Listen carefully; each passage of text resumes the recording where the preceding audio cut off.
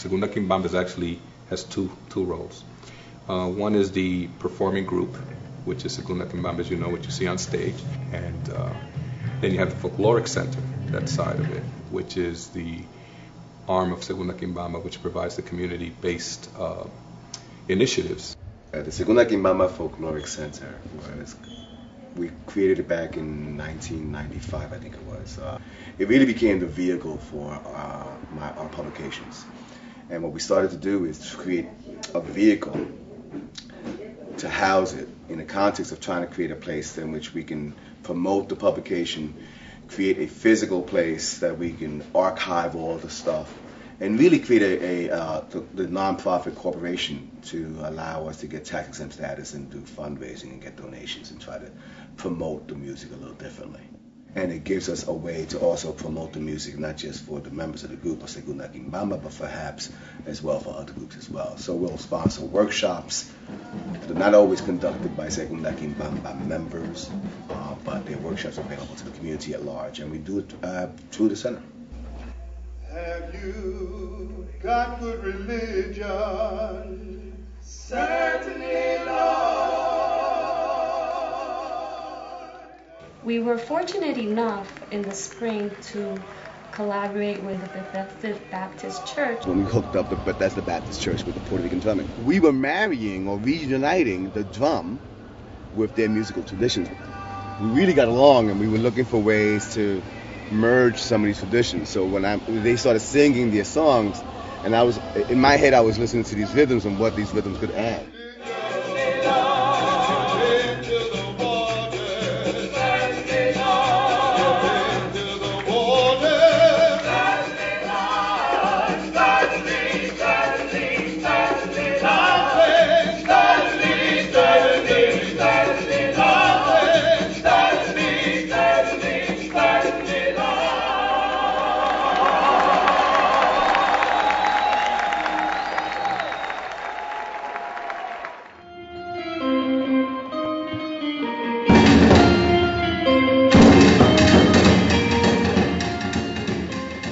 Family's always been part of the group, but the family is not just this nuclear family of Nanette, myself, and our two kids. It's also the extended family of cousins, nephews, and other people. Juan and Nanette were offering a class at the Jersey City Museum. My wife, who's related to Juan,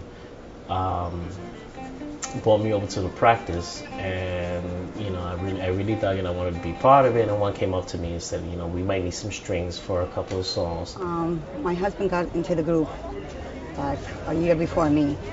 He convinced me that it was keep us together, and we have something to do together. I'm married many years, and my girlfriend also, Nancy Torres, that's in the group. She asked me to come in, and I said, well, let me try it. I realized that dancing is my thing, music is my thing. I wanted to know my Puerto Rican root dancing. There's an expression, me nació. In other words, it was born within my soul, that type of a thing. This is much more primal and it's much more exciting.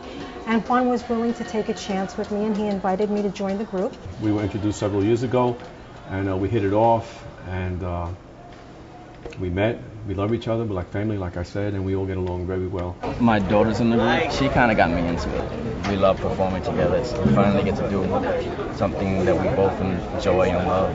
One of the songs that we do is called Baila Selena. I wrote that for her because it's just the most beautiful feeling. Every time I see her dance, and she does it so well, that it just makes me so happy. I love singing and dancing with him because I used to never sing and dance with him before, but now I do, and it makes it even more fun to be in that group with him.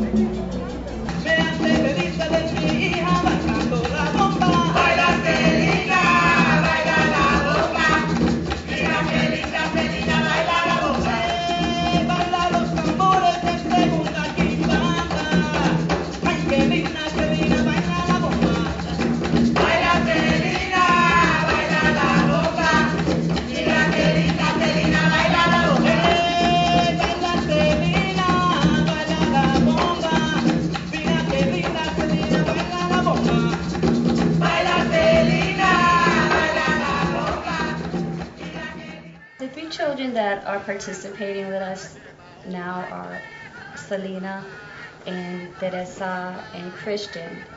They came in through the children's program. They're getting better and better, and it's exciting to see.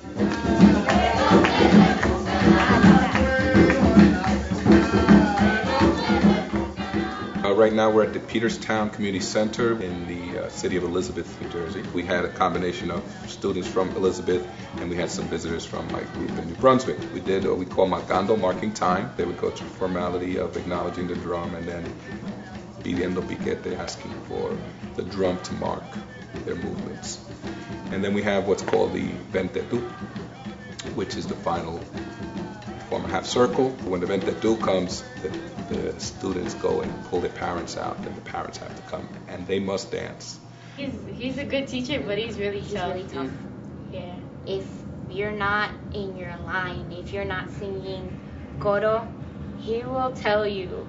And if you're not paying attention, he'll tell you, pay attention. Because if you don't, you're going to miss something. You always have to be on beat, on time, on the mark.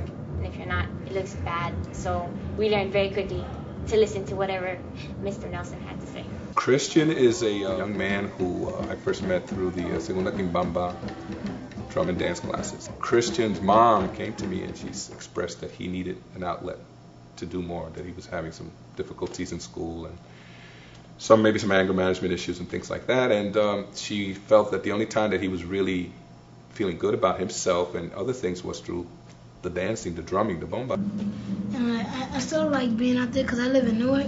So instead of being out there, getting in trouble and stuff like, by getting into juvie and stuff, just come over here and get all that stuff on my way. What I found out by doing the music is he's an extremely bright young man. And I've also found in working with youth in the past that our youth sometimes don't have permission to be smart. I tell them that if you can do it here, then obviously at school. And I believe Christian's going to feel that it is okay to be just as smart in school as it is when he does the music.